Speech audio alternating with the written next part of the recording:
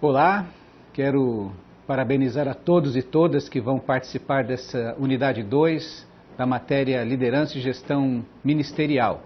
Uma alegria poder estar com você novamente. Eu sou o professor Edivaldo Rosa, sou mestre em Ciências da Religião e formado em Teologia pela Faculdade Teológica Batista de São Paulo, como especialista em Educação Religiosa, e a minha convalidação na Escola Superior de Teologia lá em São Leopoldo.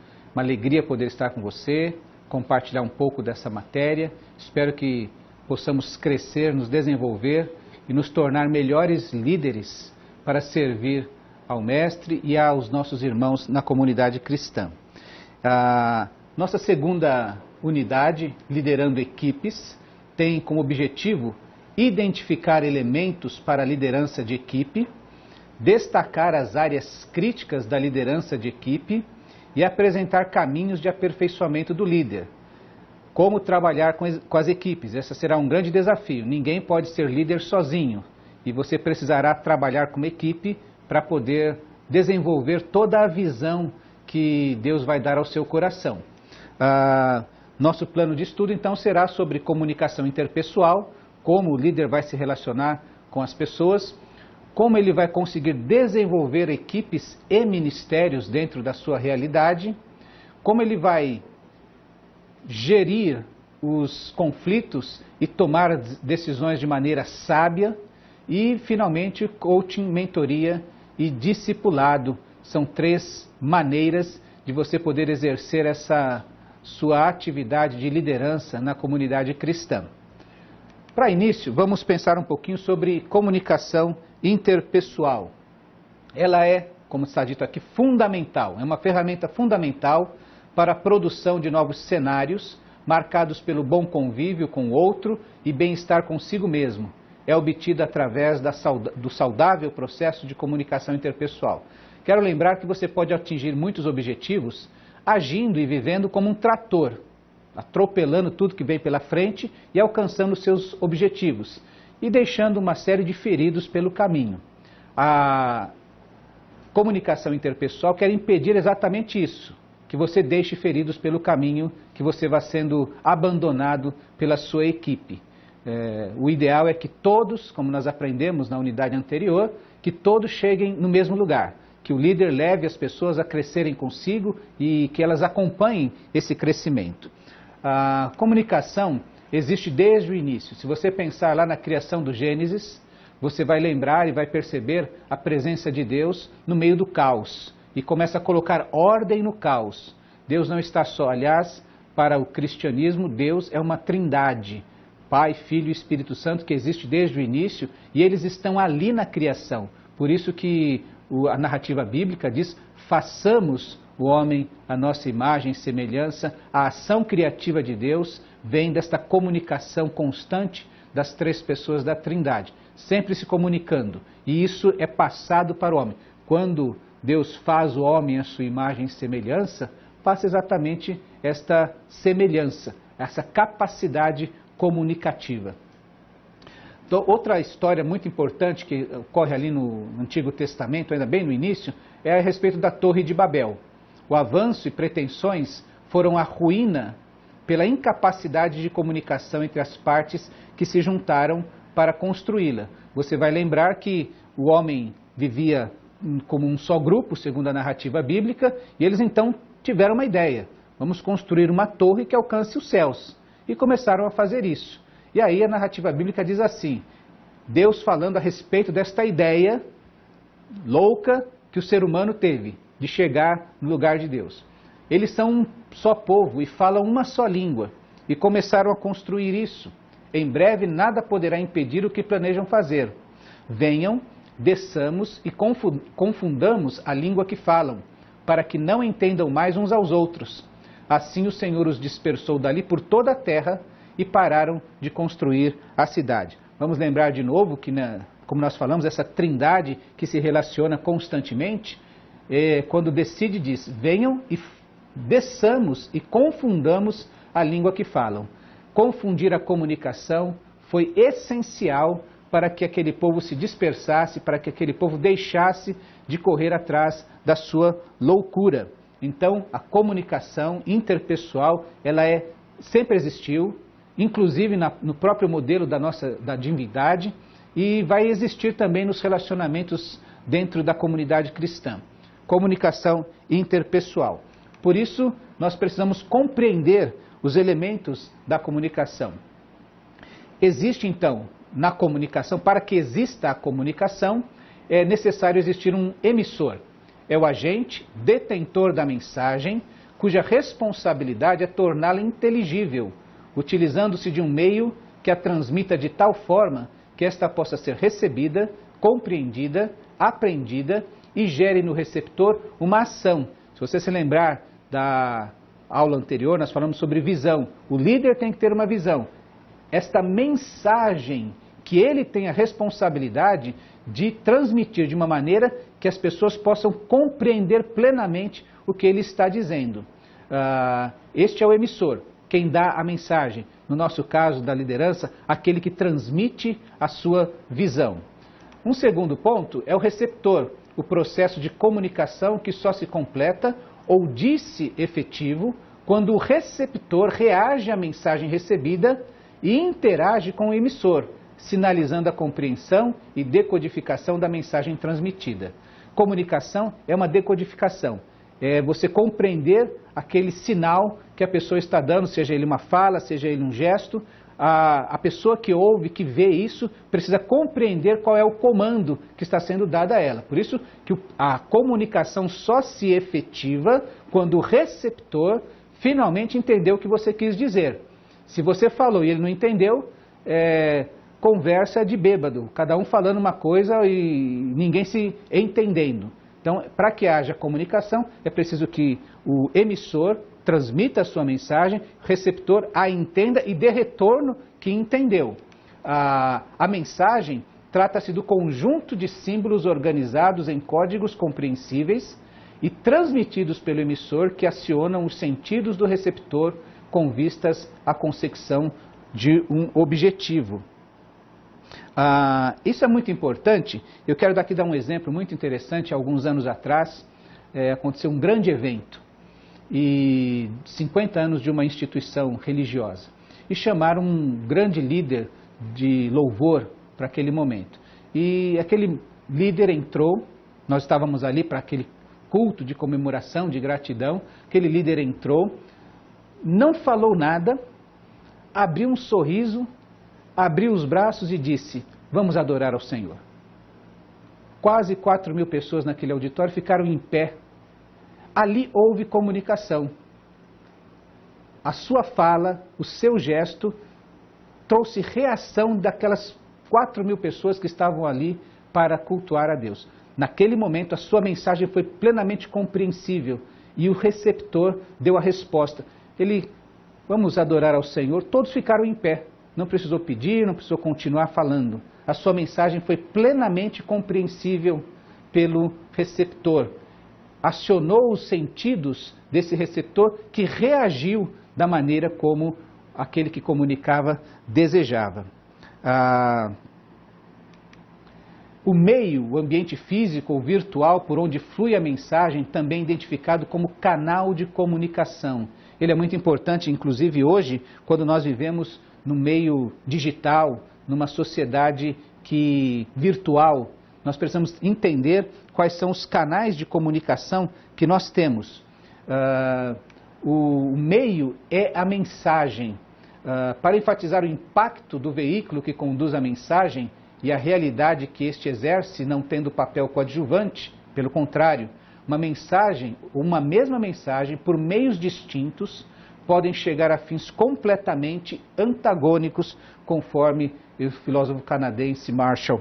É importante a gente compreender hoje, como nós dissemos, numa sociedade virtual, nessa nossa contemporaneidade, qual o canal de comunicação que nós vamos utilizar para conversar, para nos comunicarmos com as pessoas a quem queremos atingir, para que elas também possam dar um retorno efetivo.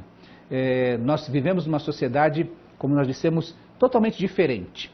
Hoje, você pega um jovem, ele é capaz de deixar o notebook ligado, com um fone de ouvidos, com a televisão ligada e um livro aberto, e ele está estudando. E quando chega na escola, ele tira a nota necessária e os professores elogiam, dizem que ele é um bom aluno. Alguns anos atrás isso seria impossível, existem pais brigando com filhos porque eles são capazes de fazer 2, 3 tarefas ao mesmo tempo. Nós precisamos compreender isso e entender esse tipo de comunicação. Nós estamos vivendo aqui este ambiente virtual, uma maneira diferente de se comunicar. Nós precisamos compreender e dominá-lo, porque de outra maneira nós poderíamos estar falando, poderíamos falar, trocar ideias, mas esse ambiente virtual é um canal diferente. Nós vamos ter outras maneiras de fazer isso. Quais são os elementos externos que podem também criar dificuldades para a comunicação? Por exemplo, os ruídos de comunicação são perturbações indesejadas que podem distorcer a mensagem e comprometer o processo de comunicação. Coisas que impedem que o receptor compreenda plenamente aquilo que o emissor está querendo dizer. Há várias maneiras de você pensar a respeito disso. Por exemplo, aqui essa imagem pode nos dar uma ideia clara do que nós estamos querendo dizer.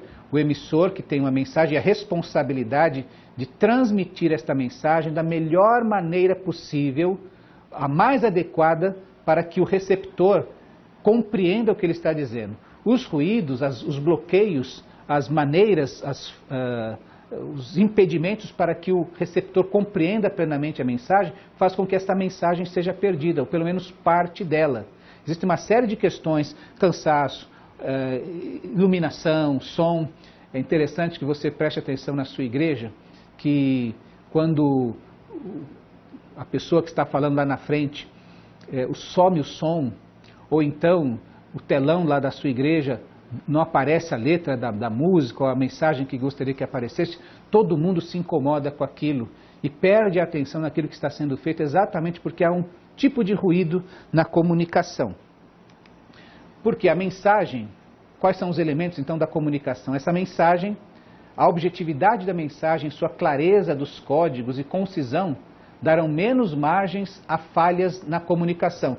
Lembre-se, por exemplo, que a visão precisa ser uma clara imagem, ficar muito claro aquilo que você está pensando, e a sua mensagem precisa ser assim. O código, adequação aos códigos inteligíveis ao receptor, ou seja, utilizar-se do conjunto de recursos e regras compatíveis com aqueles dominados pela pessoa que receberá a mensagem. Não adianta tentar falar de uma maneira rebuscada, um vocabulário acadêmico com uma criança. Você não vai conseguir se comunicar. Ou com uma pessoa que não tenha tido a oportunidade de muitos estudos, ela vai ter dificuldade. Você, que é o emissor, é que precisa adequar a sua mensagem àquele com o qual você está se comunicando, para que ele possa compreender claramente a sua mensagem. O veículo, a mensagem transmitida, é conduzida por um elemento que faz a ponte entre o emissor e o receptor, seja um e-mail ou um vídeo, por exemplo. Este deve ser cuidadosamente escolhido para que a pessoa que receba possa compreender. Você já percebeu que quando você recebe um vídeo com mais de 2 minutos, você diz assim, eu vou ver isso depois, não dá tempo de ver? A nossa sociedade é assim. Então chegou um vídeo no WhatsApp, chegou um vídeo no Facebook, ele tem 5, 6 minutos, você fala, isso vai ficar para depois. Eu lembro recentemente dos adolescentes chamarem a atenção do pastor, falou, pastor, o Facebook é para mostrar o que o senhor está fazendo, não é para escrever coisas. E ele teve que se adequar para poder se comunicar com seus adolescentes. Não adianta eu escrever um texto longo para eles que eles não vão ler. Mas se eu colocar uma imagem do que eu estou fazendo, eles vão compreender e vão dar ok, vão curtir aquilo que o pastor está fazendo e manter este relacionamento interpessoal com o seu pastor. Relação emissor-receptor, o emissor e receptor são pessoas cujas diferenças de características podem transformar-se em barreiras, nós acabamos de falar isso, formação, faixa etária, classe social, gênero, tudo isso. E o canal? Nossos sentidos são estimulados de formas distintas. Ao avaliar o receptor, é fundamental saber qual dos canais melhor captam sua atenção e retenção, auditivos, visuais, sinestésico e etc. Nós vivemos uma sociedade visual. Antigamente, você ia ler o Guarani e o autor levava 2, 3 páginas para descrever o ambiente onde Peri estava. Como era a folha, o coqueiro, o diâmetro do tronco e a altura, e como era o vento, e como eram as nuvens, e como eram as folhas e as águas. E você gastava 2, 3 folhas lendo e montando na sua mente uma imagem de como seria aquele ambiente bucólico no qual Peri estava. Hoje em dia, quando o professor diz assim, olha, o Pantanal, imediatamente surge uma imagem na tela que mostra o Pantanal, as águas, os tuiuius, os jacarés. Você não precisa descrever o tuiuiu, a pessoa enxerga. Nós vivemos numa sociedade assim e precisamos compreender e nos valer destes canais, como eu quero me comunicar e manter esse relacionamento interpessoal. Uma comunicação que consegue fazer com que aquela atenção, apreensão e resposta do interlocutor, ou que haja essa atenção, apreensão e resposta do interlocutor, é chamado por John Maxwell de conexão. Quando aquele homem que entrou naquele ambiente, abriu seus braços, sorriu e disse, vamos adorar, e todos reagiram, houve uma conexão naquele ambiente. Ele falou, o emissor deu a sua mensagem de voz e gestos, o receptor compreendeu plenamente o que ele estava dizendo e reagiu exatamente àquilo que ele estava querendo trazer. Nosso grande desafio é exatamente realizar essa conexão e mantê-la viva em nossos relacionamentos interpessoais. Existem dificuldades de manter ou de estabelecer a conexão por um esforço extra ao ouvir pessoas que não estão compreendendo, ouvindo, e é o que a gente fala no ambiente da igreja, as pessoas, quando surge uma dificuldade, a gente brinca que são os midianitas, não é, da igreja, tem os levitas e tem os midianitas, o pessoal lá do som, da mídia, quando dá alguma coisa errada, aí todo mundo percebe que eles existem, não é? Todo mundo olha para trás com cara feia porque houve alguma dificuldade, não estão entendendo, o que está se cantando não está aparecendo, o que está se falando não está sendo projetado, e essas dificuldades, esses ruídos, uma apreciação não solicitada, respostas corporais, você enxerga pessoas com as quais você vai conversar, elas estão de braços cruzados, fechadas para o entendimento, olhando outras coisas. Tudo isso são dificuldades no relacionamento. Rápidas interações, comentários e gestuais de aceitação. É interessante que essa mesma pessoa que está de braços cruzados, quando ela ouve alguma coisa interessante, ela descruza, ela se aproxima, ela começa a prestar atenção, ela desliga o celular, ela vai fazer com que manter a sua atenção sobre aquilo que está sendo dito. Os sinais de vínculos emocionais e afetivos, e esta energia positiva e essa sinergia crescente que vai acontecendo neste ambiente de relacionamentos interpessoais, onde esta conexão é mantida. O desenvolvimento de equipes e ministérios. Então você precisa ter esse desafio de compreender que a sua equipe precisa manter esta conexão, este canal de comunicação sempre crescente, sempre sinérgico. Quais são as definições que nós precisamos entender então? Primeiro, existe um grupo, pessoas unidas por circunstâncias, focadas em no mínimo um objetivo comum, constituem um grupo, compartilham valores, paixões, interesses, mas estes não têm necessariamente coesão, continuidade ou ingerência nos resultados, que é diferente de uma equipe, quando o grupo ou parte dele é orientado numa direção e seus vínculos visam resultados, objetivos comuns, e os integrantes deste interferem de forma direta sobre os resultados, passamos a ter uma equipe. Olha que interessante, inclusive o exemplo do jogo de futebol. Quando você vai no campo de futebol, lá você tem um grande grupo, uma torcida de um time, de um grande time, que enche o estádio. 30, 40 mil pessoas reunidas ali com o objetivo de torcer pelo time, de ver o time ganhar, de incentivar seu time. Isso é um grupo, porque primeiro que a sua influência sobre o resultado do jogo, ela é muito pequena. E segundo que quando termina o jogo, cada um vai para o seu lugar, ninguém tem responsabilidade nem compromisso com ninguém. Já quando você pensa na equipe, os jogadores que estão dentro do campo, eles são a equipe, porque eles têm vínculos, estão ligados uns aos outros, visam resultados e eles devem interferir de forma direta nos resultados e sempre tem esse compromisso de estarem juntos. Nós precisamos compreender então a diferença entre grupo e equipe, para poder compreender também o que são os ministérios. O ministério, no contexto eclesiástico, são o sistema que permite a integração de uma equipe cristã, então que está compromissada com os resultados, em servir aquele grupo maior, que é a igreja, as pessoas que estão frequentando a igreja, para aquele grupo fim para o qual o ministério se destina. Ministério, no contexto eclesiástico, são o sistema que permite a integração de uma equipe cristã, centrada em servir aquele grupo fim, para o qual o ministério se destina. Ora, se a equipe esses integrantes que interferem de forma direta sobre os resultados, ela precisa servir o grupo maior, de pessoas que, apesar de estarem juntas, não têm esses vínculos. E então se tornam este ministério. É a equipe cristã que quer servir o grupo maior, o grupo fim. Como é que a gente pode então montar esta equipe, este grupo de pessoas que têm interesses comuns, que estão compromissados com o resultado? Este é o grande desafio, porque a equipe sempre vai ser uma extensão do seu líder. O líder tem sua extensão naqueles que compõem a sua equipe. Nós não podemos ter numa equipe pessoas que não coadunam, que não compartilham do mesmo objetivo. A equipe, ela interfere nos resultados, ela busca os resultados. Então o líder tem sua extensão naqueles que compõem sua equipe, pessoas que serão como ele mesmo.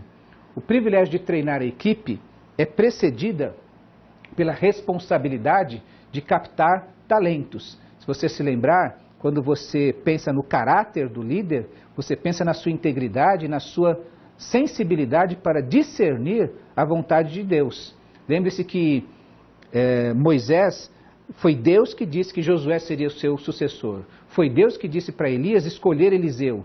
Foi Deus que levou Paulo a preparar Timóteo para fazer parte da sua equipe. É muito importante pensar que esta pessoa que vai fazer parte da equipe, como foi dito, é uma extensão do líder. Pense em Timóteo e Paulo. Quando Paulo escreve aos Filipenses, ele diz assim, olha, eu estou enviando Timóteo a vocês porque eu não tenho ninguém de igual sentimento. Ele está dizendo assim, eu não tenho ninguém que pense da mesma maneira que eu penso, que tem o mesmo processo mental que eu. E eu sei que ele estará aí e terá os mesmos interesses pelo bem de vocês que eu teria. Então recebam ele como se vocês estivessem recebendo a mim mesmo.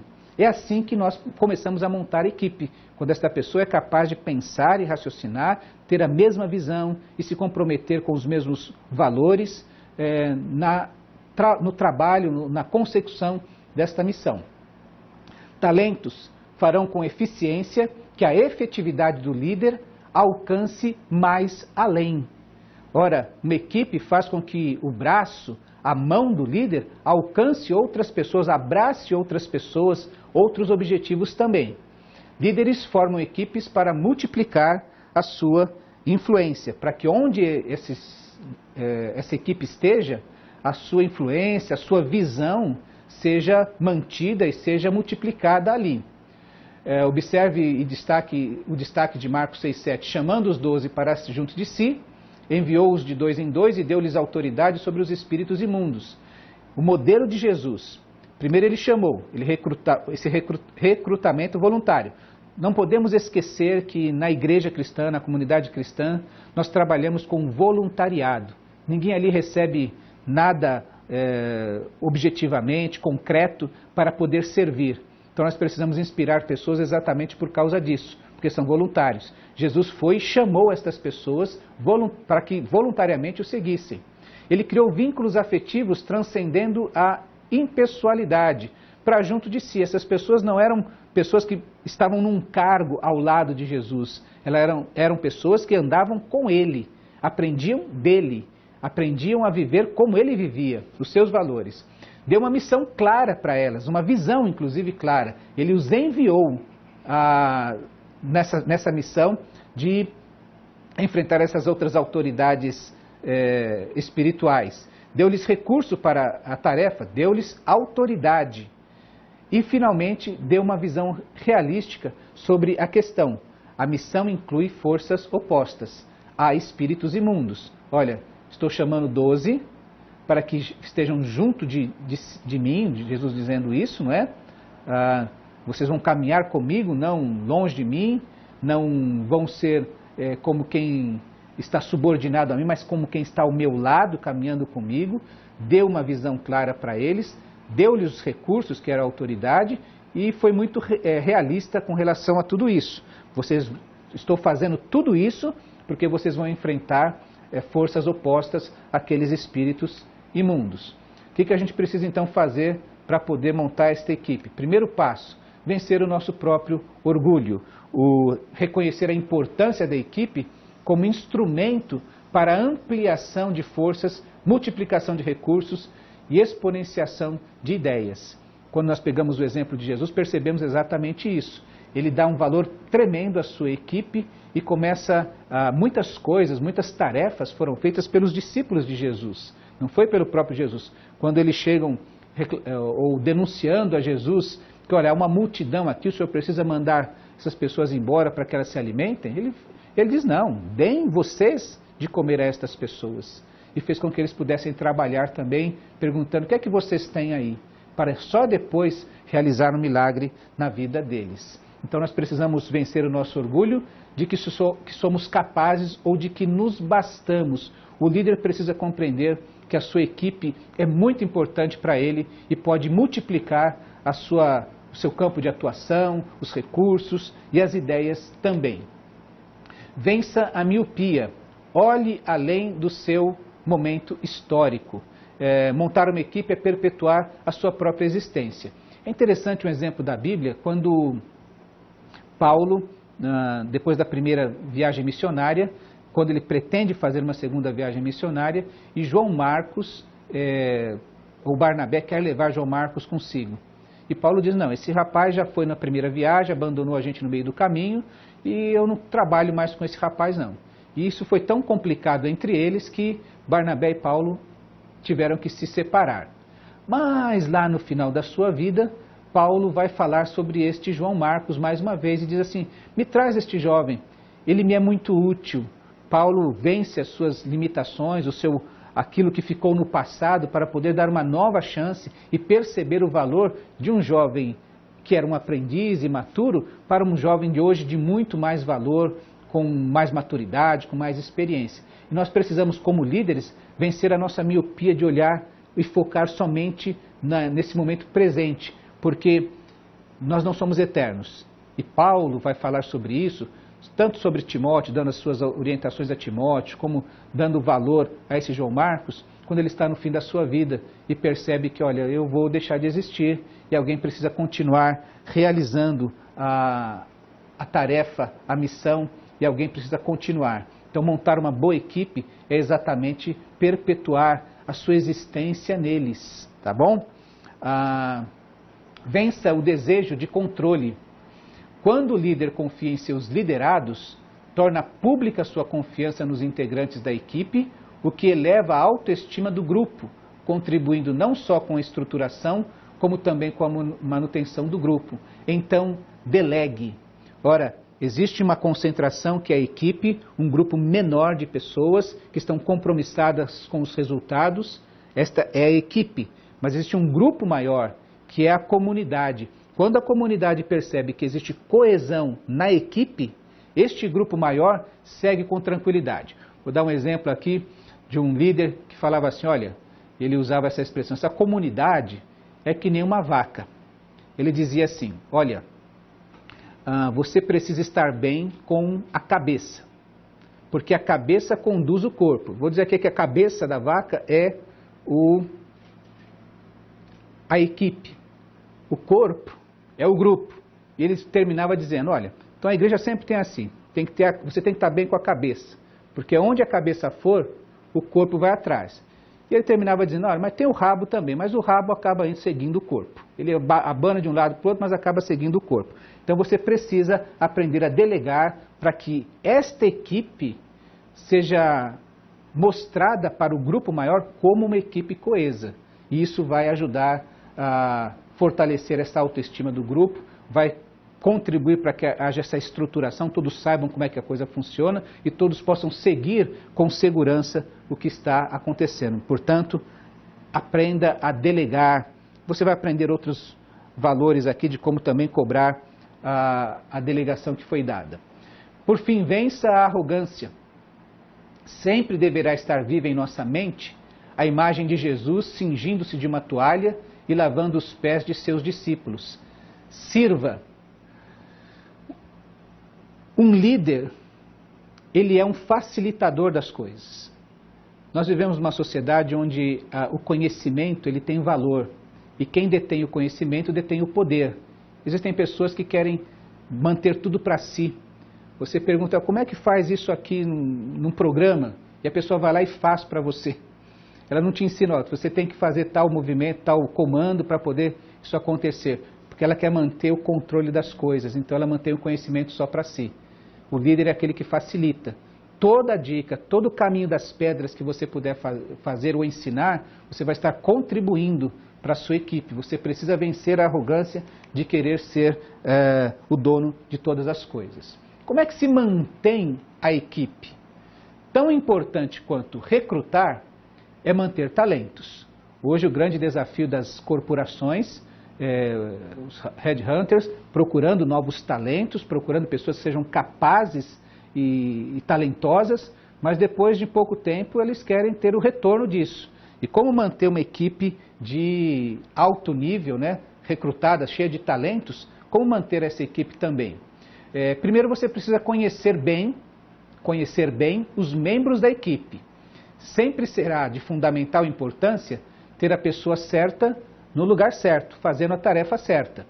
Ora, isso exige um conhecimento não somente de que a pessoa é um talento, mas também dos seus progressos. Aquele que servia muito bem em determinada função, cresceu, multiplicou e essa função já não lhe basta, já não lhe suporta. É preciso que você passe para essa pessoa novas tarefas que vão vir ao encontro da sua capacidade. Você vai se lembrar que nós demos aqui o exemplo de Moisés e Josué, quando Josué caminhou com Moisés durante muito tempo, e a cada vez ele ia tomando uma tarefa diferente, até chegar ao ponto de poder ser o líder certo no lugar certo. Chegou finalmente a sua época de poder liderar o povo quando Moisés deixou de ser o líder ou estar presente liderando o povo. Segundo, estimule os membros da equipe. Motivar os integrantes da equipe com vistas ao bem-estar destes e a criação de clima organizacional favorável é responsabilidade do líder.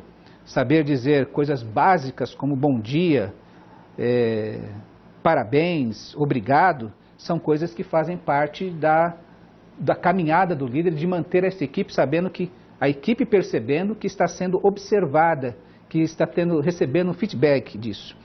O psicólogo Maslow fala sobre as 5 necessidades ou campos de necessidade que nós temos, que o homem precisa ter satisfeitas para se sentir também satisfeito. Ele vai falar sobre as fisiológicas, alimento, descanso, sono, proteção das intempéries, sexo, tudo isso. A segurança, essa estabilidade psicológica que uma casa, um lar garante, um bom emprego estável, um bom seguro saúde, isso traz segurança para a pessoa, para a sua família, saber que está todo mundo sendo guardado. As sociais ou afetivas, que é esse senso de pertencimento, de reconhecimento, de acolhida, eu sei que sou amado por um grupo, não é? Essa estima, esse reconhecimento público e sensação de realização pessoal, que aquilo que eu estou fazendo é importante para mim e também para a minha comunidade. E por fim a autorrealização, que é a ponta da pirâmide. Infelizmente poucas pessoas conseguem alcançar isso. É uma virtude poder cumprir uma função, não por precisar, mas por fazer. Dizia o filósofo Kant que você chega àquele ponto em que você vai querer o dever. Não vai fazer o dever só porque é obrigado, porque estão pagando, porque tem de alguma coisa. Mas você vai fazer porque você quer Essa é uma lei que está internalizada na pessoa. Mas isso, como disse, poucas pessoas alcançam na vida. Ter clareza de propósito para a equipe. Pessoas valorizam aquilo que ajudam a construir. Então, comunicar de forma clara qual é o objetivo, qual é a visão, qual vai ser a missão, quais são os valores que nós vamos cultivar durante a nossa caminhada, deixa claro também para a equipe o que nós estamos fazendo. Estamos alcançando aquilo que queremos alcançar e ela percebe que está contribuindo para este crescimento. O líder é o dono da visão o líder é o dono da visão e esta precisa ser compartilhada para que aqueles que o cercam se apropriem dela e sintam-se parte do que está sendo construído, o que resulta em maior motivação e resiliência. Quando eu percebi que o meu esforço deu resultado, nós ficamos felizes. Isso une mais a equipe. Presta atenção quando uma equipe de Fórmula 1 vence um grande prêmio. Aquele monte de mecânicos e aquela equipe toda sentada vendo ali o monitor. Tem só um piloto correndo naquela máquina. Mas quando termina a corrida e ele vence, está todo mundo junto com ele. Isso é uma equipe. Isso faz com que, olha, todo o nosso esforço de preparar aquele carro, de deixar aquilo tinindo, deu certo. Nós estamos felizes, a equipe se tornou mais unida e, inclusive, quando não dá certo, nós todos vamos trabalhar melhor para que no próximo grande prêmio a gente seja vitorioso. É a resiliência, a capacidade de retornar ao estado natural, normal, diante de uma deformação. O treinamento. Nós somos impactados pela liderança de Jesus, pois em seu processo fez com que seus liderados fossem transformados. O processo de ensino envolve informação, mas também o acompanhamento e o direcionamento para que o integrante da equipe tenha condições de exercitar e descobrir-se detentor de novas habilidades, algo que será estimulante e altamente motivador. Deficiências são corrigidas com treinamento. E o treinamento que faz com que a pessoa perceba que agregou para si algo. Então é muito importante que durante a equipe o líder vá percebendo que para manter a sua equipe ele precisa prover este treinamento. Olha, qual é a deficiência? É essa? Então vamos imediatamente procurar um curso, uma maneira de poder produzir esse conhecimento que nós não temos, essa capacidade que nós ainda não temos. Provisões. Atentar para as necessidades de recursos para a realização de tarefa trará segurança para os membros da equipe. Ora, se nós temos um desafio, nós precisamos dos recursos que nos permitam realizar a tarefa. É sinal do líder, é tarefa do líder estar atento para isso, para que a sua equipe tenha os mecanismos, as ferramentas necessárias para poder cumprir a sua parte e isso com alegria. O clima de equipe. Caberá também ao líder zelar pelo clima organizacional, o ambiente, as boas relações entre as pessoas envolvidas em um projeto comum. Quando nós pensamos em reconhecimento, Bill Hybels citou este exemplo de Billy Graham, maior evangelista da metade do século passado para cá, ainda vivo. Ele recebeu uma grande homenagem do Congresso americano e recebeu uma medalha de honra numa grande ocasião, não é? E quando ele recebeu essa medalha de honra lá no Congresso americano, ele recebeu com essas seguintes palavras: esta medalha não é realmente para mim, esta medalha é para a nossa equipe. Temos estado juntos por 45 anos. Sem cada membro, minha vida não teria sido a mesma. Eu lhes devo muito. Isso, meus irmãos, é realmente um reconhecimento público, um gesto que faz com que as pessoas, foi só um, como eu disse, é que nem no Grande Prêmio, é só um que passa pela linha de chegada, mas toda a equipe trabalhou para isso. Por fim, como é que a gente faz para ter a questão da gestão dos conflitos? Porque nos relacionamentos interpessoais há pessoas, e quando há pessoas, há conflitos. Nelson Mandela, o líder sul-africano, disse que devemos promover a coragem onde há medo, promover o acordo onde existe conflito e inspirar esperança onde há desespero. Promover acordo onde existe conflito. Onde existe conflito, nós precisamos fazer um acordo. Nem sempre vai agradar todo mundo, mas é aquilo que é possível. Na gestão de conflito, as relações humanas ocorrem entre partes detentoras de conceitos históricos, interesses e valores que nem sempre coincidem, onde há pessoas diferentes. E às vezes a formação de cada uma gera estes conflitos. O embate, esse conflito é um embate de pessoas ou de grupos opostos que lutam contra si. O conflito é uma luta, pode ser verdadeira, pode ser que o conflito exista por queixas que são baseadas em situações reais, e podem ser que sejam de origem intimista das pessoas, os seus sentimentos, as suas percepções, os seus valores, que acabam colocando o seu ego acima do todo. Primeira questão, a gente precisa perceber o conflito pessoal. Isso é um problema da pessoa, trata-se da dificuldade, até da incapacidade de lidar com suas questões e suas conversas mentais, a sua estruturação mental e sentimental. Então, perceber se esse conflito é um problema da pessoa. Segundo, se é um conflito interpessoal, que pode ser entre pessoas da mesma equipe, um choque intragrupal, duas pessoas que têm dificuldades de se relacionar ou que estão tendo dificuldades ali, ou, às vezes, um choque entre grupos que compõem o nosso grupo maior, um choque intragrupal. É preciso ter consciência do que está acontecendo.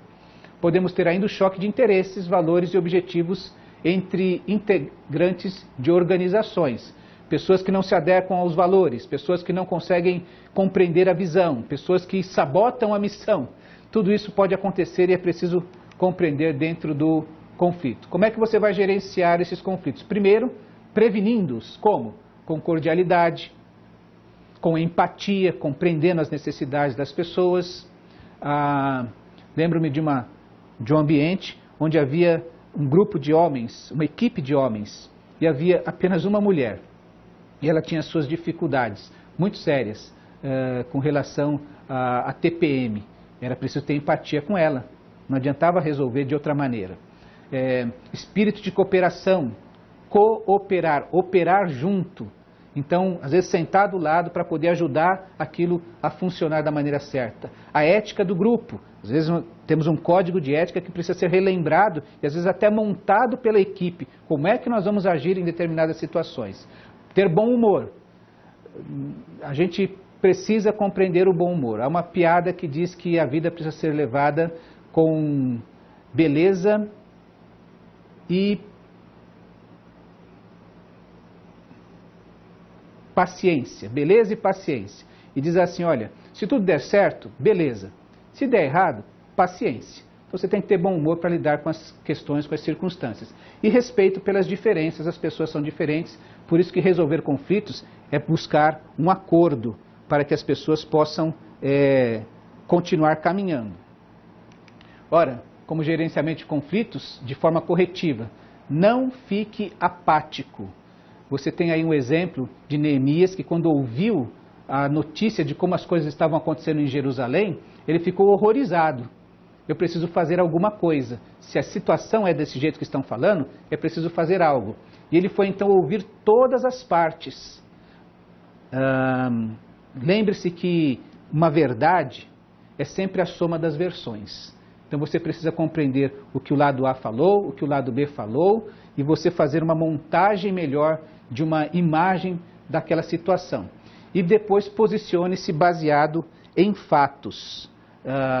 Você precisa tomar decisões, e principalmente aquelas que estão baseadas nos fatos que você conseguiu apurar. Tomada de decisão. A organização é um sistema de decisões em que cada pessoa participa consciente e racionalmente, escolhendo e decidindo entre alternativas mais ou menos racionais, que são apresentadas de acordo com sua personalidade, motivação e atitudes. Como nós vimos, as pessoas são diferentes, elas têm suas histórias e nós precisamos então compreender isso, porque as decisões das pessoas, elas não são apenas racionais, elas são tomadas baseadas na sua personalidade, na sua motivação e nas suas atitudes. Por isso, a tomada de decisão está ligada à circunstância. Qual é a circunstância que nós estamos vivendo? Está ligada ao acúmulo de informações e à capacidade de processá-las. As pessoas precisam ter as informações e processar a partir da sua personalidade, do seu conhecimento, daquilo que ela é. Está ligada à abrangência da visão do gestor. O gestor, o líder, é o responsável por enxergar mais à frente, mais que os outros e melhor que os outros. Sempre aponta para uma ação. A decisão é uma ação, é um acordo que nós realizamos daqui para frente.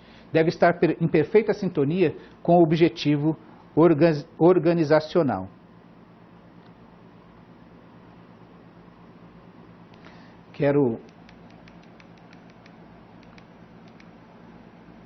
Como nós podemos liderar a nossa equipe? Através do coaching. O coaching não escolhe o destino, ele apenas conduz aqueles que desejam chegar ao lugar que anunciam previamente. A mentoria é um processo que ocorre em relacionamentos interpessoais, uma parceria em que uma pessoa que tem determinados conhecimentos e experiências utiliza voluntariamente esta bagagem para estimular o desenvolvimento de outra pessoa. Quem promove este desenvolvimento é chamado de mentor. Quem recebe esta ajuda é chamado de mentoriado. O mentor, então, atua ajudando o mentoriado a olhar para fora. Vale-se muitas vezes de suas experiências já vividas, como modelo para o mentoriado, apontando alternativas experimentadas por ele e emprestando a sua reputação. E o discipulado, ele é uma proposta de fazer pessoas, a proposta do discipulado é fazer pessoas a partir da convivência, interação entre discípulo e discipulador. Fazer com que essas pessoas se tornem parecidas com o seu mestre. Então, muito importante fazer essa diferença. O coaching, ele está pensando nas pessoas, a partir do que elas querem, do que elas desejam. E ele vai, então, facilitar que essas pessoas alcancem o seu objetivo. O mentor é aquele que empresta a sua experiência para ajudar aquele mentoriado a crescer, a melhorar. Ele empresta a sua experiência, a sua reputação para ajudar essa pessoa. O discípulo e o discipulador, eles vivem uma interação, onde essa troca faz com que ambos cresçam. Sei que foi bastante material, eu quero pedir para você agora pensar qual seria o seu modelo, como é que você está na equipe, se você faz parte de uma equipe ou se você está montando uma equipe, quais são os valores que você gostaria que acontecesse ali, ou de uma maneira mais clara, faça uma pequena avaliação de si mesmo. Você, como líder, tem sido capaz de detectar valores ou esses talentos para trazer para a sua equipe? Quando você consegue trazer esta pessoa para trabalhar consigo, você tem conseguido fazer com que ela permaneça ao seu lado? Você tem sido esse líder que estimula, que facilita, que inspira as pessoas? Comece a fazer isso. Uma tarefa você pode fazer imediatamente, uma revisão, uma pesquisa a respeito de si mesmo. E aí descobrir onde é que eu posso melhorar aqui, o que eu devo fazer para melhorar. Eu quero agradecer a sua atenção, de todos e de todas. Espero que esta aula tenha sido útil para você e possa fazer você se tornar um melhor líder. Deus abençoe a todos.